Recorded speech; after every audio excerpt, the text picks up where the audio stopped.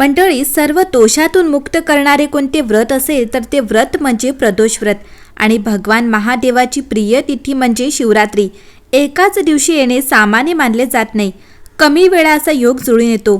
प्रदोष व्रत हे अत्यंत महत्त्वाचे व्रत मानले जाते. यंदा हा फाल्गुन महिना सुरू आहे आणि मराठी वर्षाची सांगता होताना अतिशय शुभ फलदायी मानले गेलेले प्रदोष व्रत आणि मासिक शिवरात्री व्रत उद्या गुरुवार 27 मार्च 2025 रोजी आहे. प्रदोष आणि शिवरात्री एकाच दिवशी येणे हे शुभ मानले गेले आहे.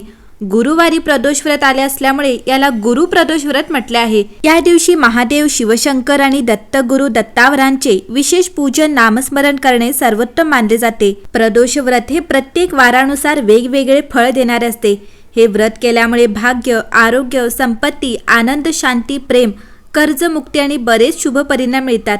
तसेच सर्व मनोकामना पूर्ण होतात.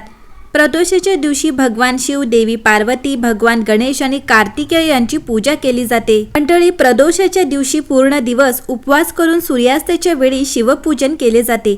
भोलेनाथाला दही भाताचा नैवेद्य दाखवून तो नैवेद्य गायीला किंवा गरजू व्यक्तीला दान केला जातो आणि मग घरी येऊन उपवास सोडला जातो. असे केल्याने अतिशय पुण्याचे मानले जाते. तसेच महादेव, शिवशंकरासह दत्तगुरूंचे, स्वामींचे विशेष पूजन करणे, नामस्मरण करणे, मंत्रांचा जप करणे शुभ मानले गेले आहे.